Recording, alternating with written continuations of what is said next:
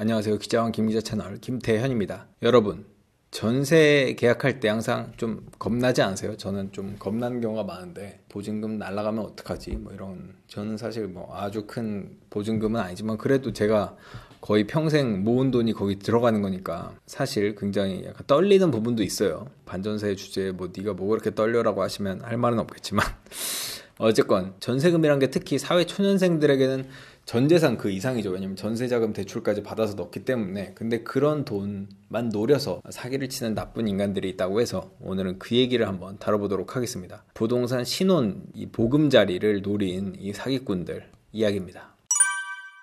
이번에 제보해 오신 분은 이제 홍아무개 씨예요. 이분은 예비 신혼부부입니다. 인천 SK 하이닉스를 다녀서 그 근처에 오피스텔을 구해서 이제 신혼 보금자리를 삼으려고 방을 구했다고 합니다. 그런데 이제 1년 뒤에 저를 찾아오셔서 눈물을 엄청 흘리셨죠. 좀 마음이 저도 짠했습니다. 2019년 홍 씨가 전세금 사기에 걸려든 건 바로 이 신혼집을 구하면서입니다. 결혼을 앞두고 집을 구하기 위해서 부동산 앱으로 한 신축 오피스텔을 점 찍었는데요. 이 홍 씨는 해당 오피스텔을 직접 방문해서 확인을 하고 2019년 7월에 계약을 진행하기로 했습니다. 그런데 홍 씨가 공인중개사 사무실에 방문해서 등기를 확인해 보니 낯선 이름이 좀 등장을 했습니다. 원래 집주인으로 소개됐던 김아무개 씨가 아닌 소유주가 주 한국자산신탁으로 등재되어 있었기 때문인데요.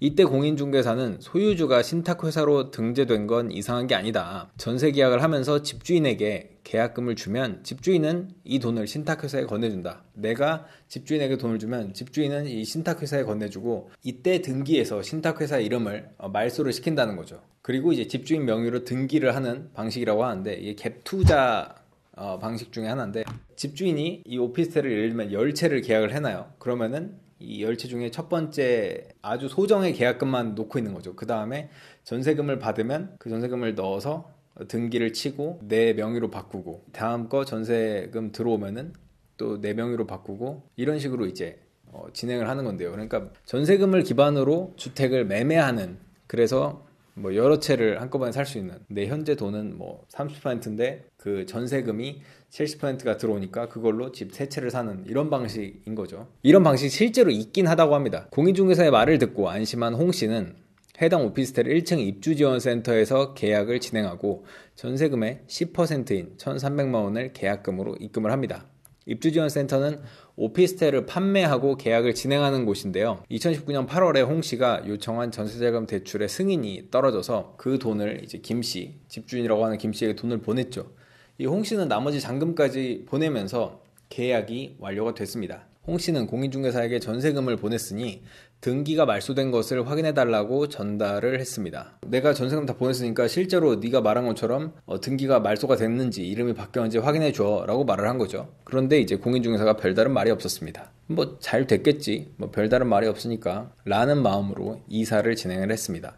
달콤한 신혼생활도 잠시 2020년 3월, 그러니까 계약을 하고 약 8개월이 지난 시점인데요. 홍 씨는 한 통의 등기를 받게 됩니다. 한국자산신탁이 보낸 등기에는 홍 씨가 불법 주거를 하고 있으므로 퇴거를 요청한다는 내용이었죠. 일주일 뒤 다시 한번 퇴거를 요청한다는 2차 등기까지 받게 됩니다. 홍 씨는 집주인 김 씨에게 당연히 이상한 등기가 왔으니까 연락을 해보겠죠. 이 이상한 등기가 왔다, 날 퇴거하라 그런다, 나는 전세금 다 냈는데 무슨 소리냐, 이렇게 얘기를 합니다. 그러니까 김 씨가 걱정하지 말아라, 알아보고 해결하겠다는 답변을 내놨죠. 그 뒤에 또 다시 연락이 없어서 홍 씨가 김 씨에게 재차 연락을 합니다. 이때 김 씨는 이상한 말을 하죠. 김 씨는 사장님에게 연락을 해뒀다, 조금만 기다려달라고 합니다. 사장님? 갑자기 무슨 소리지? 갑자기 사장님? 홍 씨는 그때서야 김 씨가 명의를 빌려줬을 뿐 전세금을 받은 당사자는 입주지원센터를 운영하던 서아무개 사장님을 확인을 합니다. 결국 홍 씨는 1층 입주지원센터로 방문을 해서 서 사장을 만나게 됩니다. 홍 씨가 서 사장에게 전세금이 어떻게 되냐고 따지니까 오히려 서 사장은 벌컥 화를 냈습니다. 마치 최선의 방어는 공격인 것처럼 이 서 사장은 왈칵 화를 낸 거죠. 그거 줄 거니까 왜 나한테 계속 그래? 이러면서 전세금 전액 환불을 원하냐?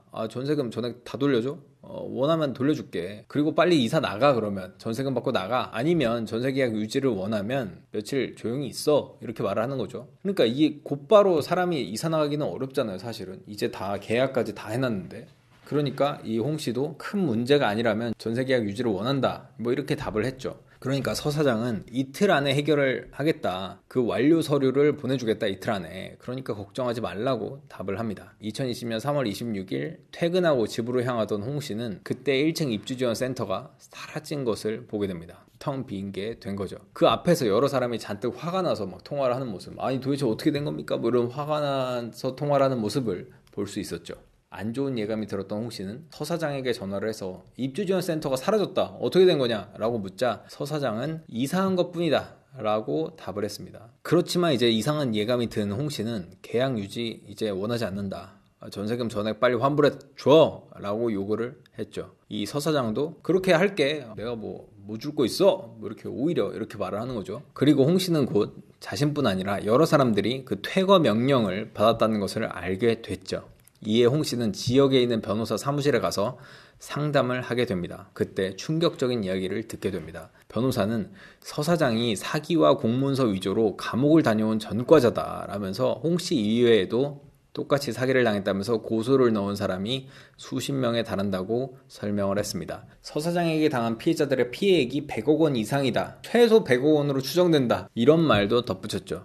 알고 보니 서 사장은 이 신탁회사의 명의로 된 오피스텔을 판매하는 영업권을 획득한 뒤에 영업을 하지 않고 임차인을 구해서 전세금만 받았다는 것도 알게 됐습니다. 홍 씨는 결국 고소를 진행했고 현재 이천경찰서에서 수사 중에 있습니다. 홍 씨 이외에도 서 사장에게 피해를 당했다는 주민들이 꽤 있을 정도로 피해자가 많은 상황이고, 지금 이게 오피스텔 한 채에서 나온 사건인데 오피스텔이 몇 채가 있을지 몰라요. 그래서 그 피해 금액이 얼마 정도 될지는 모르는 데다가 이 서 사장이 일부 피해자들에게는 돈을 꼭 돌려주겠다는 확약서를 써주면서 대신에 고소를 취하해라, 안 그러면 난 돈 안 돌려줄 거야 라고 하면서 고소를 여러 명 취하시켰다고 합니다. 그런데 사람들이 예상하다시피 고소를 취하면 어떻게 해요? 그 확약서고 나발이고 다 무시하는 거죠. 그러니까 사기를 당하고 고소를 하면은 절대 취하면 안 됩니다. 진짜 실제로 돈을 다 줘요. 그럼 취하하세요. 근데 돈을 줄 거야 라고 하면서 취하라고 하면은 절대 취하면 안 됩니다.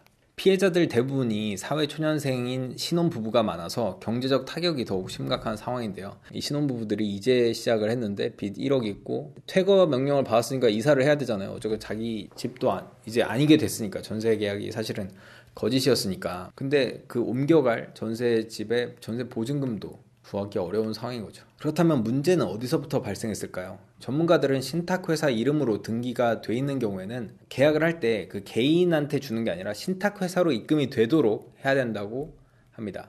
실제로 제가 연락을 했던 공인중개사 분은 실제로 신축 아파트의 경우에는 소유주가 신탁회사의 이름으로 등재되어 있는 경우가 꽤 있다. 그런데 이렇게 오피스텔 한 동 뭐 이럴 경우에는 어떻게 해야 될까?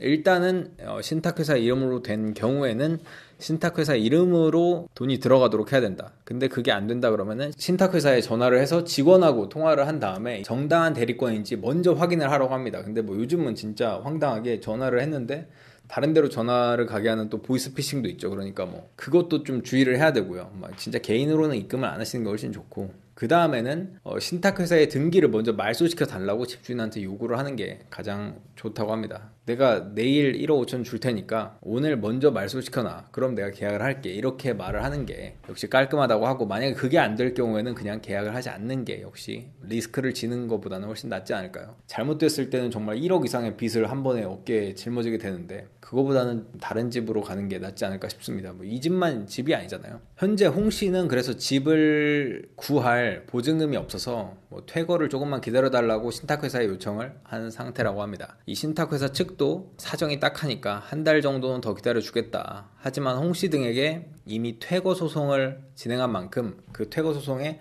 소송 비용은 돌려받아야 이 배임 문제 등이 발생하지 않는다고 말을 했다고 합니다. 그래서 딱 소송 비용만 주고 한 달 안에는 퇴거를 해주세요 라는 답을 받은 상태라고 합니다. 근데 이거는 당연히 어쩔 수 없이 법인이니까, 법인이 정당하게 소송을 냈는데 아무리 좀 안타까운 상황이라고 하더라도 그냥 감정적으로 이렇게 그냥 소송 비용을 법인이 그냥 내면은 또 그것도 배임 소지가 있는 건 사실이니까요. 서로 안타까운 사정인 거죠. 사기꾼만 나쁜 놈이고, 이 홍 씨는 당장 월세 보증금도 없는 상황인데 소송 비용도 물어줘야 해서 마음이 무겁다는 상황인데, 더 화가 나는 건 이 서 사장의 부인이 카카오톡 프로필에 화려한 삶을 자랑하는 듯한 사진을 계속 올리는 게 가장 화가 난다고 합니다. 사기를 친 사람은 잘 사는데 피해자는 당장 집도 없이 쫓겨날 상황이니까 얼마나 화가 나겠습니까?